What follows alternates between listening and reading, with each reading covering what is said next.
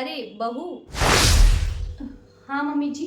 बहू, मैं देख रही हूँ कि तुम जब से यहाँ पर शादी करके आई हो तब से कुछ खोई खोई सी उदास उदास रहती हो। क्या हुआ? मन नहीं लग रहा क्या ससुराल में? नहीं नहीं मम्मी जी, ऐसी कोई बात नहीं है। तो कैसी बात है बेटा? तुम मुझे भी तो बता सकती हो। मैं भले ही सास हूँ तो क्या हुआ, तुम्हारी माँ जैसी हूँ। मम्मी जी, दरअसल वो बात ये है कि मैंने टीचर के एग्ज़ाम के लिए फॉर्म भरा था और बाद में परीक्षा आगे सरक गई और इस बीच में मेरी शादी हो गई। अब एग्ज़ाम आने वाले हैं जल्दी पर। हाँ, ससुराल में आके मुझे पता चला कि दादी जी को और पापा जी को तो लड़कियों का और बहुओं का पढ़ाई करना बिल्कुल भी पसंद नहीं है। हाँ बहू, ये तो तुम सही कह रही हो। इस घर के लोग औरतों को पढ़ाना ज़रूरी नहीं समझते। मैं भी बहुत पढ़ना चाहती थी, परंतु अम्मा जी ने और तुम्हारे ससुर जी ने नहीं पढ़ने दिया। तो मम्मी जी, जब आपको ही नहीं पढ़ने दिया तो मुझे क्या पढ़ने देंगे? बस यही सोच रही थी। लेकिन तुम पढ़ सकती हो बहू।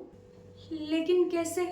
देखो, अब तुमने फॉर्म तो भर ही दिया है और जैसे तैसे परीक्षा होगी तो परीक्षा तक तैयारी कर लो अच्छे से पढ़ाई करके और फिर एग्जाम दे देना। लेकिन दादी जी, पापा जी, तुम्हारे ससुर जी का, अम्मा जी का, वो सब तुम मुझ पे छोड़ दो। तुम तो बस अपनी पढ़ाई करो बहू।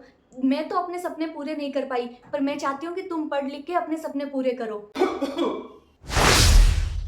अच्छा, तो अब हमारे खानदान की बहुएं घर से बाहर जाएगी पढ़ने के लिए। बताओ भला, हमने आज तक अपनी बेटियों को घर से बाहर नहीं भेजा पढ़ने के लिए और बहुएं पढ़ेगी?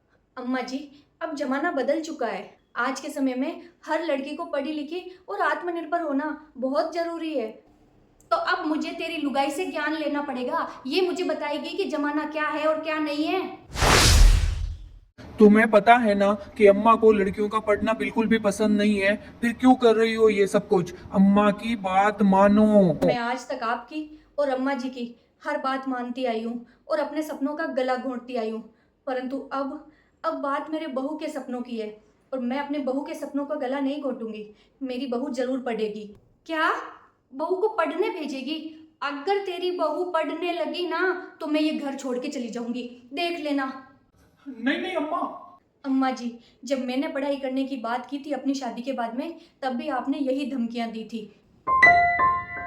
और मैं आपकी धमकियों से डर के घर में बैठ गई, परंतु मेरी बहू जरूर पढ़ेगी।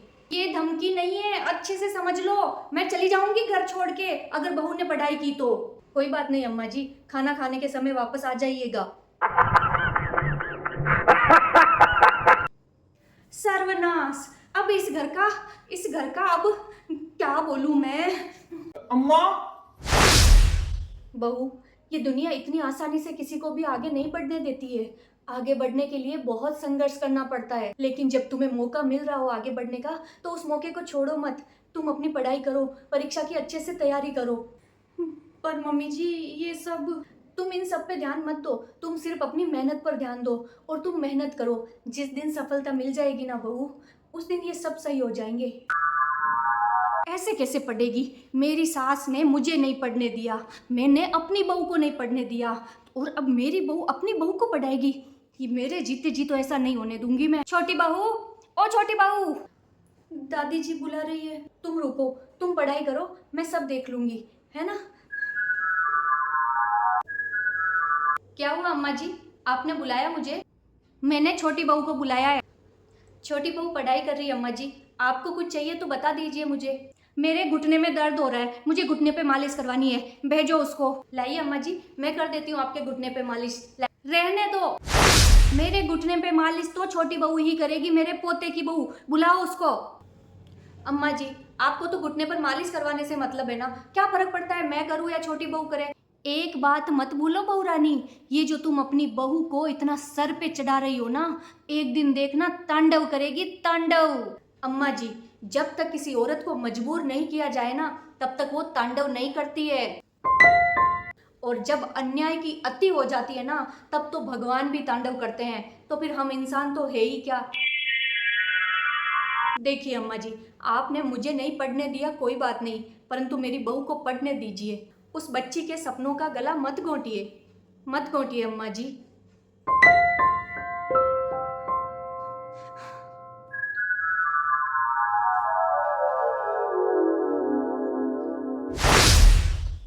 लो बहू, चाय पी लो। Thank you mummy ji.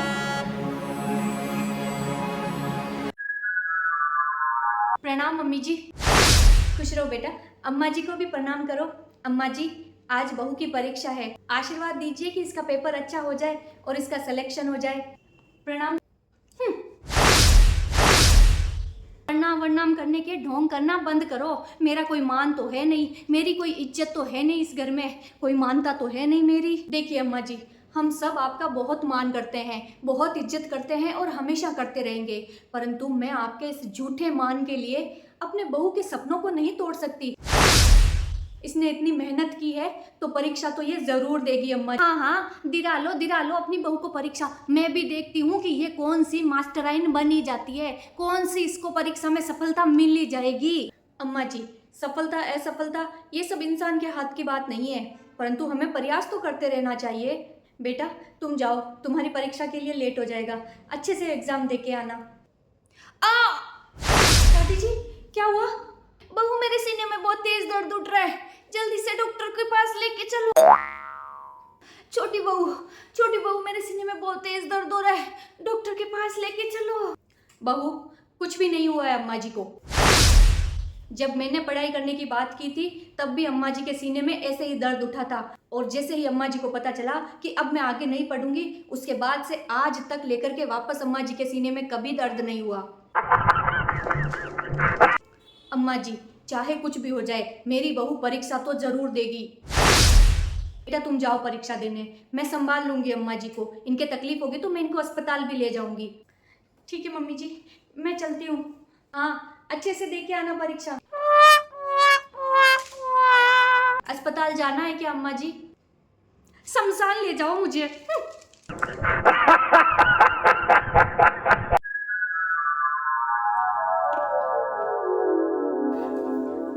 Mummy जी।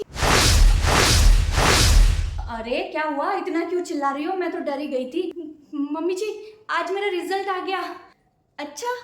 हाँ मम्मी जी, मेरा सिलेक्शन हो गया, मैं टीचर बन गई मम्मी जी। क्या? सच में बहू, तुम्हारा सिलेक्शन हो गया? अम्मा जी। हाँ मम्मी जी, मेरी नौकरी लग गई मम्मी जी। मुझे आशीर्वाद दीजिए मम्मी जी। हाँ हाँ, जुग जुग जियो अम्मा जी। प्रणाम पापा। हाँ हाँ हाँ। प्रणाम दादी जी। हेलो। हाँ जगदीश जी, बधाई हो, आपकी बहू की जॉब लग गई।